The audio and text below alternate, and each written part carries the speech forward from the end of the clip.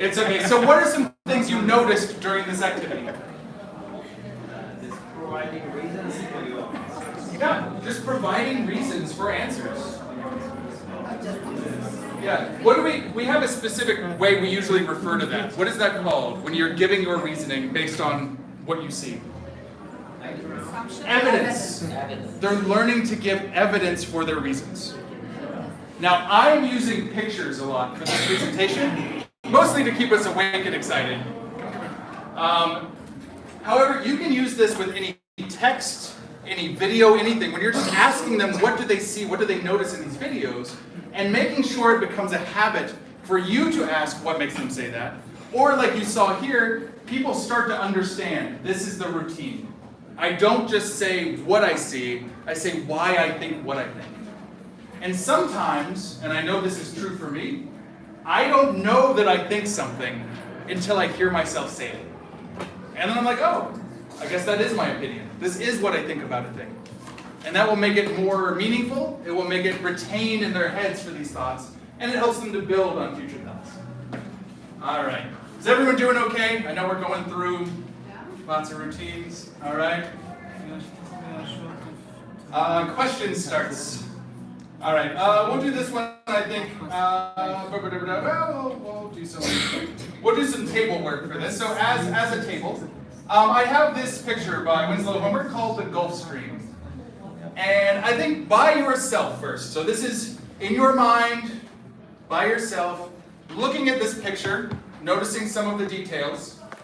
I want you to think, what questions can you ask about this thing? It doesn't have to be some like great wonder, but even I chose some question words here. Just pick one of these question words even, and try to just list questions you can think of.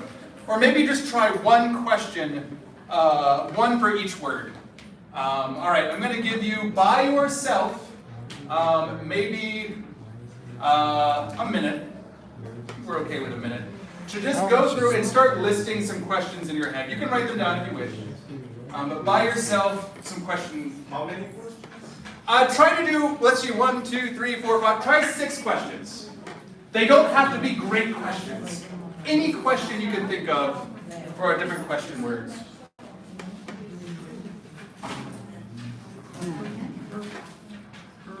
No, it's still there.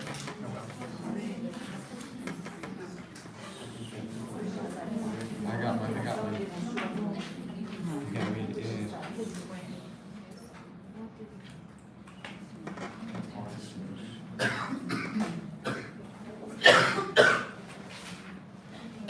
Goodbye, everybody. It's been fun. That's what caused me to choke. 4.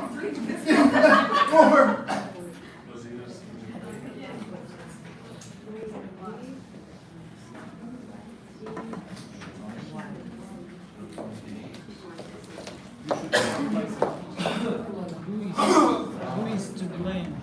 Thank you. I'm just like, we're missing We should make up one question? one for each type of question word. Yeah.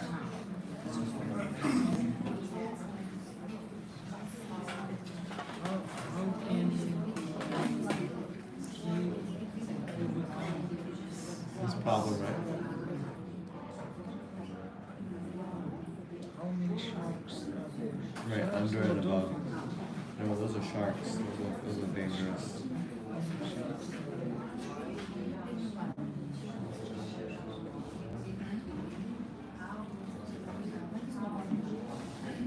Where is the ship that brought this boat? I think it looks like it came on its own. But it also looks like it used to be a sailboat, but it broke. Because I don't know how he could have gotten out there. Like, how did he get there alone without, he has no, he's definitely not a overboard.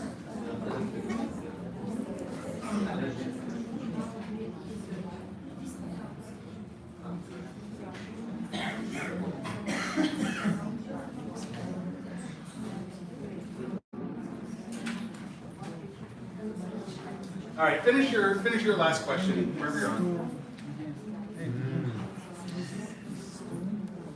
It looks like a storm based on the wind.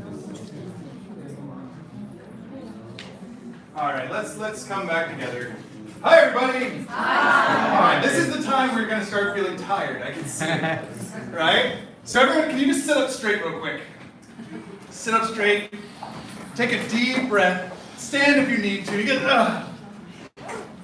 All right. All right. So we just give you some wiggle time, right? Some of our younger students just sometimes need a minute. You need to stretch. If you need to leave the room completely, whatever you need to do.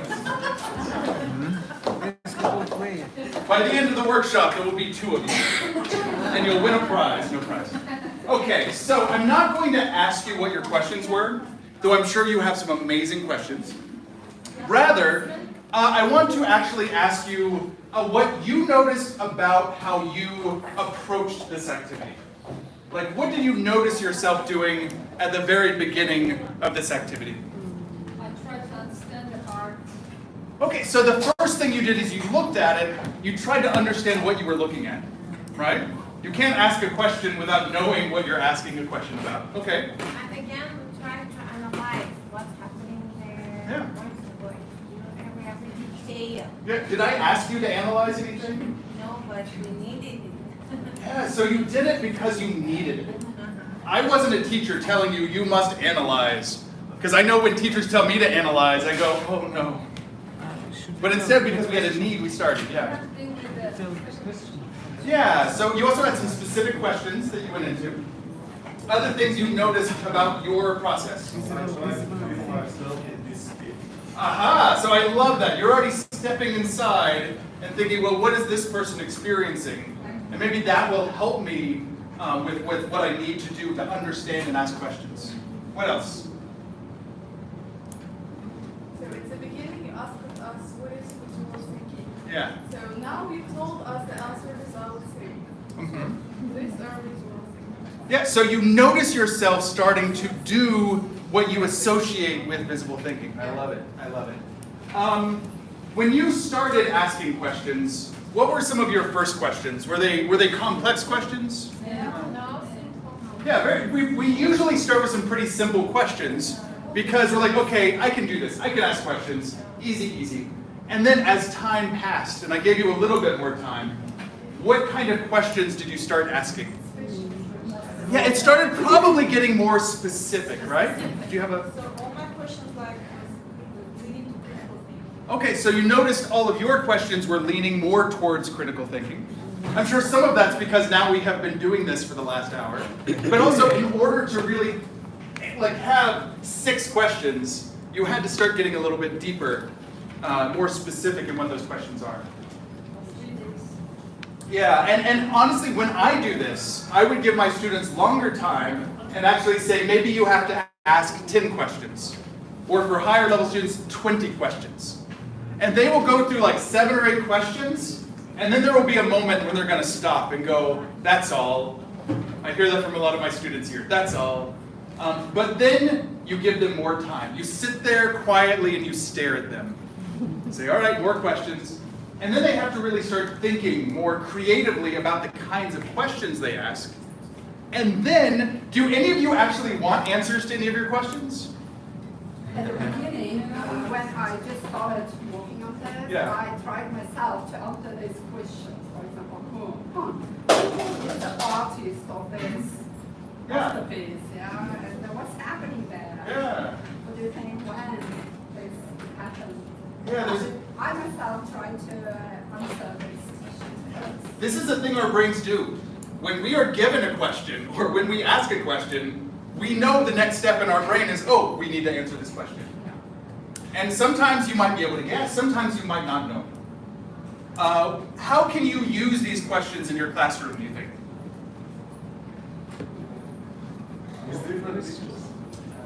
So say that they have created a list of 10 questions, everybody in the class. What could you do with these questions? Exchange with other groups. Okay, yeah, you can exchange them with other students and then have them answer. Again, it doesn't have to be a correct answer. Like, what do you think the answer to your partner's questions could be? I like that. I've never even thought of that, and I love that. Yeah? Okay, I have done a little different activity with this kind of picture. Yeah. I put my students into two groups. One group should make questions and one group should make sentences. Okay. So then we shall just try their luck and do the See if they can match. match. Yeah, there's lots of things you can do with pictures. And if these inspire you to a slightly different activity, great. You still have an activity, you still have students who are engaged. I know some of you do need to go. I respect that. So if you want to shuffle as we move on. All right, so unfortunately I don't believe I have audio in here. But you can look at this later. I'm just going to tell you it's called color symbol image. And actually I think at Brianna's workshop, one of the stations had this. But basically you take something like, I took an audio clip. Again, this could be a picture, this could be a piece of text, here it could be audio or video, and you have basically three things you ask your students to do with whatever it is. And the first one is they read something, or in this case you would listen, and in your mind you think, what color do I think of when I'm looking at this content? And then you might also have them search for an image. They could do Google Images or however you find pictures that they could connect with this. Same thing with a symbol. Maybe they just draw something. And whatever they draw connects them to what they think of with this thing. There's a lot more to it, and I'm sorry we don't have time to figure out the technology for this. But the reason I included this was to show, again, this is very multimodal. You can use this with almost any kind of content. And they have a lot of different effects. All right, so we have just a couple more. And I want to save room for questions, as everyone says. And this one is called sentence, phrase, word. So this is, I wanted to show you at least one example with text, because I know we work with a lot of texts and stories, to give you one that is very specific to that. So on those sheets of paper, that hopefully everyone has at least maybe two per table. Did that happen? Do we have at least two? Did people run off with them? We're already running off with them. They're in our bags. So on that sheet of paper, you have a short passage. So this is kind of big, and there might be words you don't understand, and that's fine. You don't have to understand every word. But in class, I would give them this example text. And I would ask them to do three things with this text. And again, you could do this with short stories, poetry, anything. I want you to scan through this text. I can pull it up, I think. And I'll put it here too. And as you read through it, I want you to find one sentence that sticks out to you. Something about it you just really appreciate. So I'll give you just a couple of minutes to look through. Don't get stuck on vocabulary, it's okay.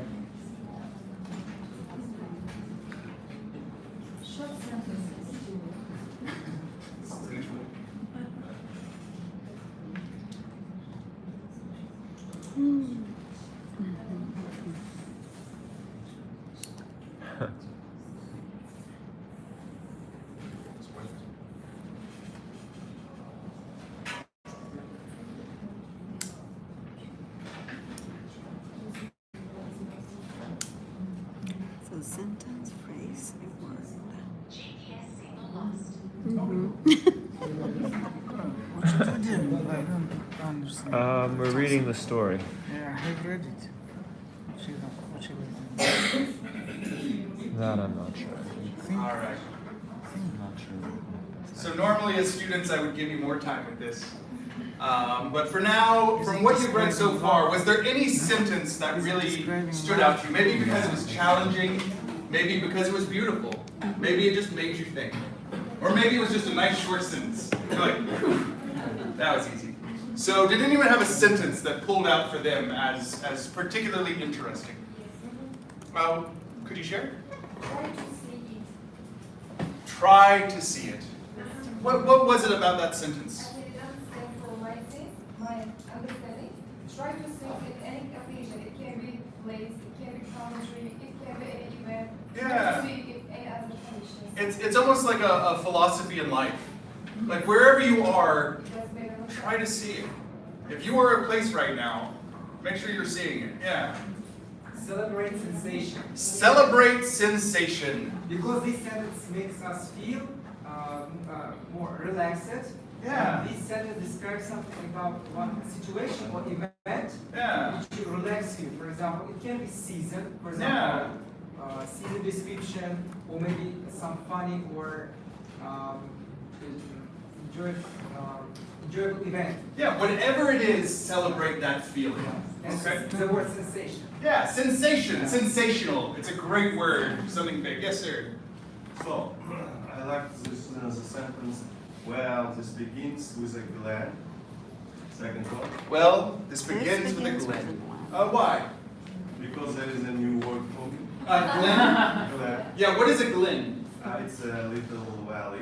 Yeah, it's like a little area, like a little valley. Maybe I picture some trees, just like a nice, peaceful area. Isn't Yeah. it a poem? So this is from a musical called The Fantastics. I think I included that on the sheet of paper. It's one of my favorite musicals. Beautiful. Yeah. A perfect time to be in love. Shh. Make sure we stay together. Stay together. September, Especially the collocation, perfect. flowers. Why? Because when I see, read all the last perfect time, I just imagine all the scenery of September. Yes, and everything in September. Yes, all the September, all the things are so romantic, so something very empathetic also. Yeah, like you feel it. Yeah. All right, last one. September before rainfall. September, before a rainfall. I love. Hi, everybody. Stay with us. Stay with us. Okay. We are listening as much as we are speaking. Yeah. My birthday is in September. And Ah. fall, that's why everything is like in my imagination. Yeah, wonderful. Okay, so we have chosen a sentence. So for me, that spot beside the clover where someone's hand held your hand, and love was sweeter than the berries or the honey or the stinging taste of mint. Oh, I just love that sentence. So next, let me go back to make sure we will pick a phrase that moved, engaged, or provoke us. So we already talked a little bit about one phrase. Yes. But think about, is there like just a clump of words, not one word, but just a small phrase that you think is very evocative? That just something about it really stirs something inside you, makes you feel something. The last one. It's written me. Sound the sound. Yes. Sound the sound. Sound the sound. I want to say. Soundless sound, why? Because, yeah, Sound sound. soundless. Even when it's very silent, we can Yeah. hear, and it's better to hear ourselves. Yeah, I love it. Other thought, yeah. See it with your eyes. See it with your eyes. Ears. See it with your ears. Yeah. Why do we like We that? see it with your eyes, but here, see it with your ears. Yeah. We call that synesthesia, if anyone knows that word in English. Like a confusion of the senses. It's such a beautiful word. I love the idea of this. Yeah. Sound with lifetime, baby. Say again? Sound with lifetime. Sound lifetime. Yeah. On the first, from the Oh, no, it's by right. first To the right. This one, yeah. Keep going. sound Keep going. lifetime. Once in your crowded, sunlit lifetime. Why sunlit lifetime? Yeah, it's like the idea of living your life in the light. Yeah. And let's do maybe one more. The sacred place. A sacred place. Why? Because it's only your place. Yeah. Sacred, no one knows. So for me, I like the soundless sound of shadows flicking light. The reason I like soundless sound is, yes, it's already, we might call it kind of like an oxymoron, like the two words like counteract each other. But also I like the alliteration, like just the sound, it's another English word, susurrus. Does anyone know the word susurrus? What alliteration? Yeah, it's susurrus things are like that whispering sound is susurrus. So I like the soundless sound of shadows. So there's just something it does to my ears that I really like. And finally, I'm not going to click it because I'm going to give you a bias. Choose one word. if there is a word that you think encapsulates the entire text, what is that one word for you? One word. Wonder. Wonder. Celebrate. You wonder. Why wonder? So, nature, beautiful, attractive. Yeah, so everything about this is really like wondering about nature. Okay. Celebrate. I'm curious about. Okay. So is one of these words a curious word? No, Wonder. Well, a wonder. Continuing the idea of wonder. Okay. Anybody else? Sensation. Sensation. Why sensation? It's okay if someone has the same idea. That's cool. That means you guys are connecting on the ideas that we're sharing as a class. Secret place. Perfect. But only one word. Remember. Remember. Wise? Yeah. Wisdom. Hmm? Love. Wow. Sweeter. Sweeter. Why sweeter? Sweeter because everything is so sweet. Yeah. So this seems like a very sweet passage. For me, it was September. I feel this whole thing is describing an idea that the author calls September. It doesn't actually have to be September, but all of this season that we're going to call it September. And this is what it is in your life, whenever it happens. New academic life begins. Yeah, it's true. September is the new, you're reborn every September as a teacher. All right, so tell me again, what are things you notice about this activity, or why could this be a useful exercise? First of all, for the reading, it is the reading. Yeah, again, I did not tell you to analyze anything, right? I just said find a sentence that is meaningful for you. And what did you do? Analyze it, right? Yeah, and you weren't analyzing it for me. You were looking at it and thinking about each line, right? You All right. ask hard questions. You make us think. But are they hard questions? Higher order thinking. High order, yes. They're definitely higher order thinking. A lot of Hot questions. And also it can be on a personal level. It is so personal, right? So, and they would like to share their ideas with the teachers Yeah. and to see whether they will be with you on the same page. Yeah, so did we hear that? Students in the back, were you paying attention? Did you hear her? Did you hear I'm a zebra. I was abducted by a high. It's okay. Again, these are good problems. Imagine if your problem with your students is they're too engaged with your text. Oh no. So yeah, it's about keeping focused on this. Okay, so we were talking about it's very personal. Yeah, and when the personal activities, they give a start to building a good relationship between teacher and students, Yes. students and students. So again, it goes back to creating this safe environment where people can share and connect and feel part of something. Maybe one more, did you have? Yeah. And they have a more practice to read the paragraph. Because Yeah. they have read it 3 times. Yeah, so you know we like to look at things at least 3 times? Deeper the paragraph and get the meaning. Yeah, and you have to get the meaning, right? And I'm not telling you you have to get the meaning, Yeah. but you are having to discover it for yourself. Yeah.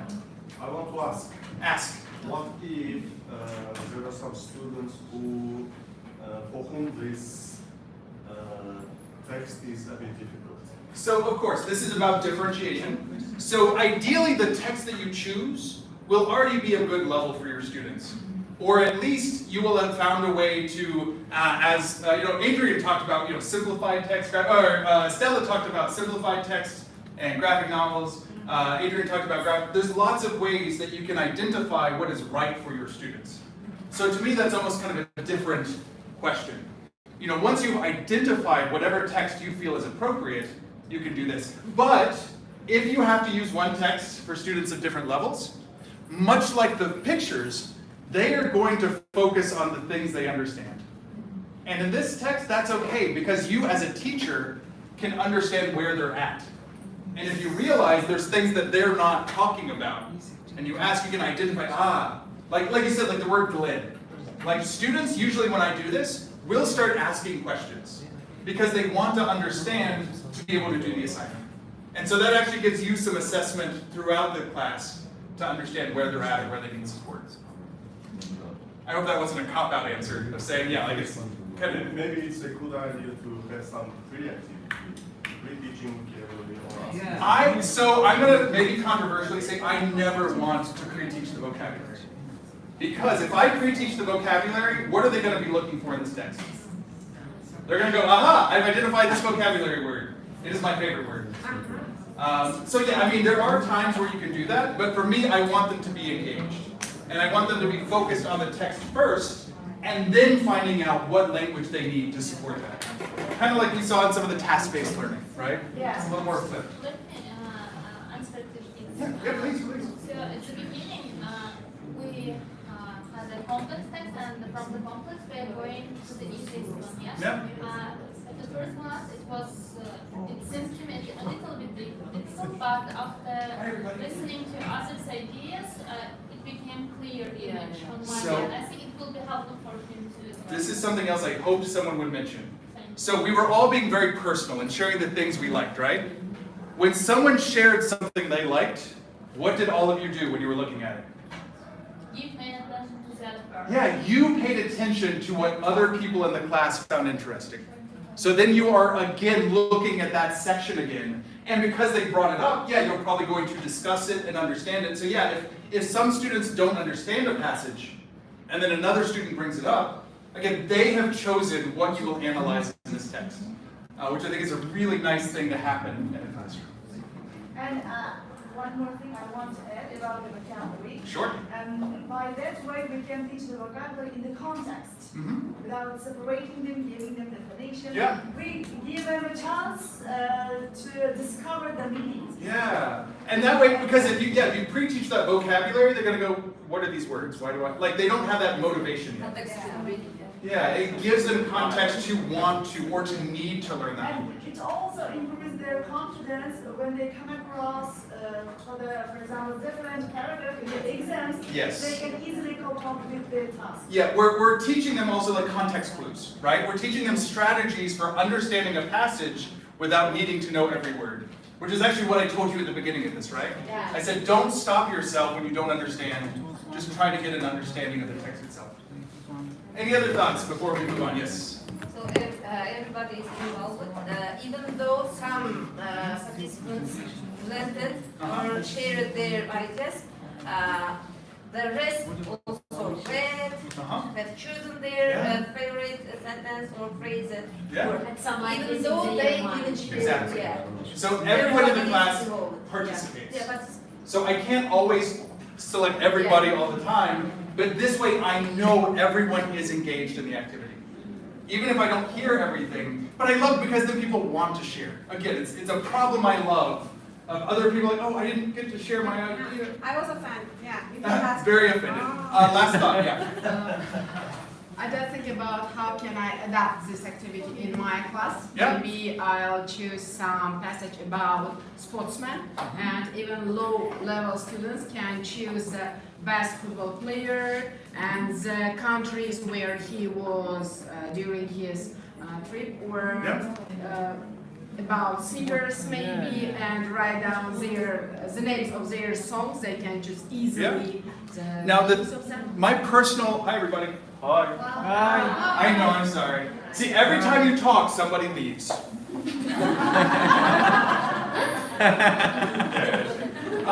So the thing that I want to caution you about, there's a temptation, and I know it's there, to start adding a lot of things to these activities.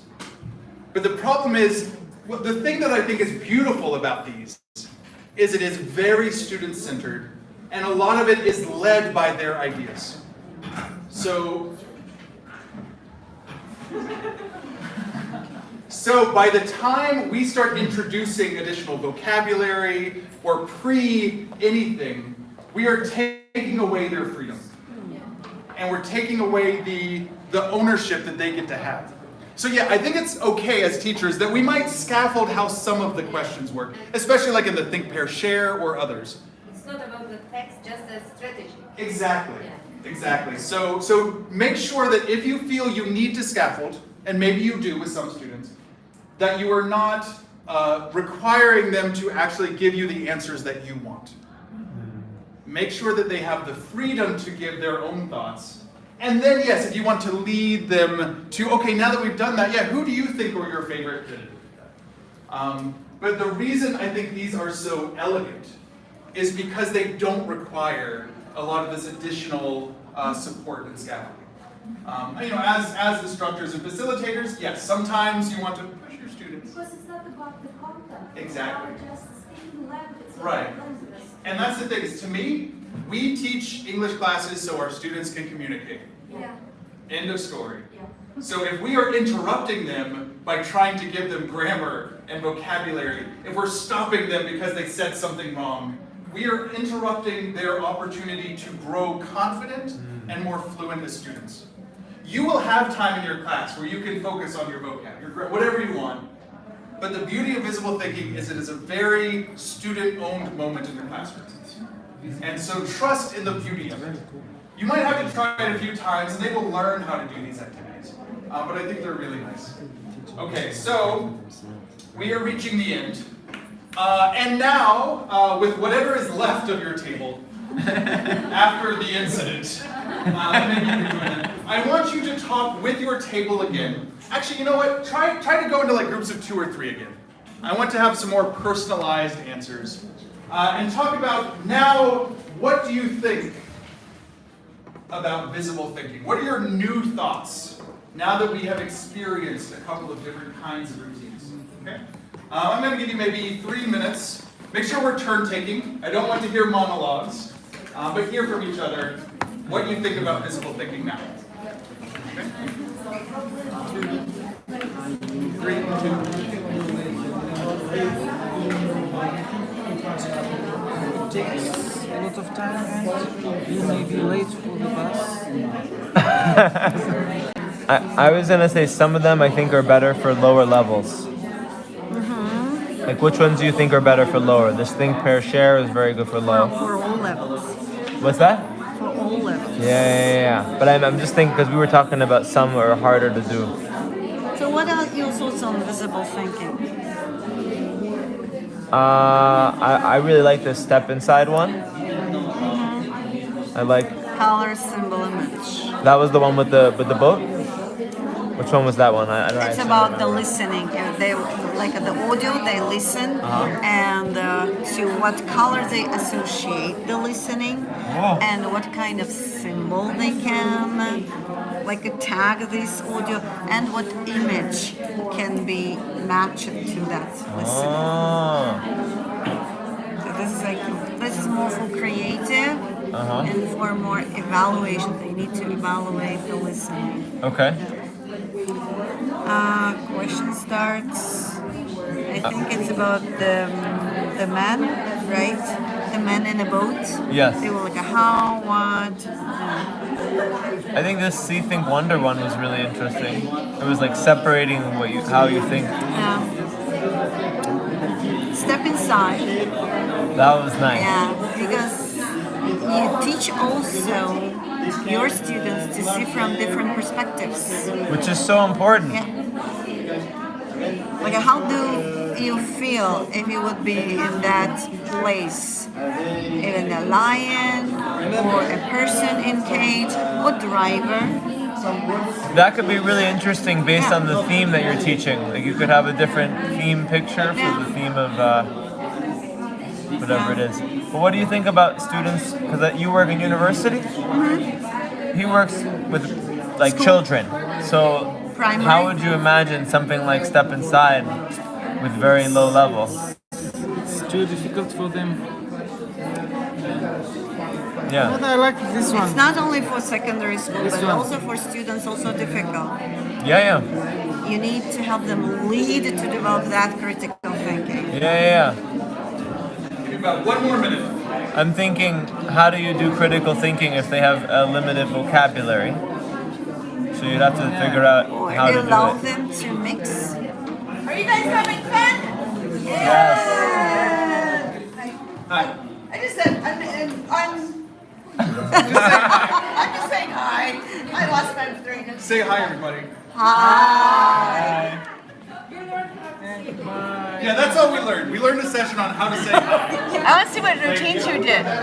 Oh, what do you think now? Are we through there yet?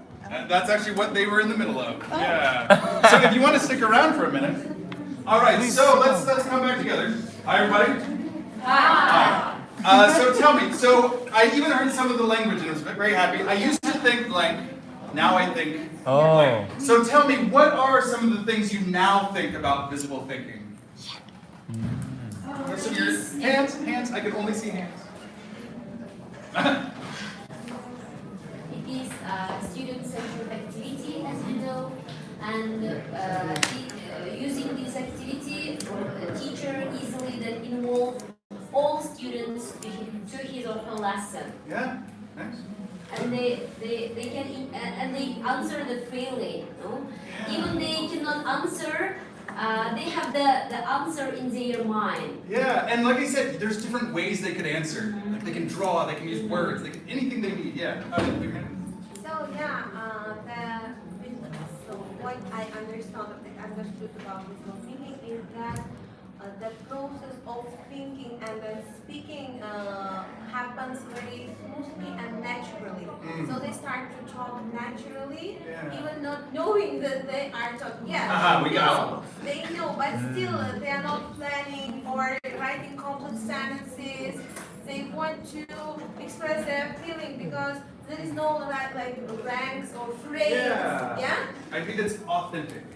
It comes naturally, and even maybe they are using shorter sentences, but still they are communicating. They are using the language, and it is like the most important thing to push them to talk, to produce the language. Because again, remember, if you scaffolded it and said you must use complex sentences, you're going to restrict what it is they maybe wanted to express. No frames, and it's very good. Okay, great. It was my. Wonderful. All right, let's get over here and then we'll come back. This session was really effective, but at the same time we were able to learn these our first skills.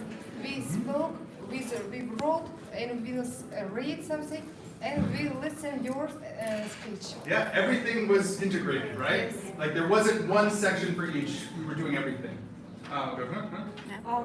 Imagine you're starving.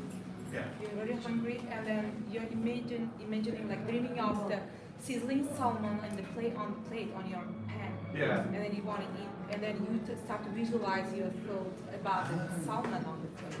So and some of your thinking through the session, so all the activities we look through, like with the pictures, with the text. So we were able to visualize our thoughts about it, and then by speaking, help other participants to visualize also what you are dreaming of. So okay, yeah, so finding a way to practice verbalizing the thoughts that are sizzling in our head. Yeah. All right, great. After each activity, I started thinking more deeply, more creatively. At the first activity, I just look at the pictures and try to find the correct answer. And when I understand that I should think creatively, next time I try to find in the photo something that others couldn't see in it. For example, the picture with lines and people. I understand in my head that people will choose line or people and choose a truck. And I like it in another answer, one of our members who choose the tree, and I think why I don't choose the tree. It was a great so you have like an internal competition. Yeah, and every student has a different way they view that classroom, so that's great. And every time I try to choose something unusual that another member couldn't find. All right.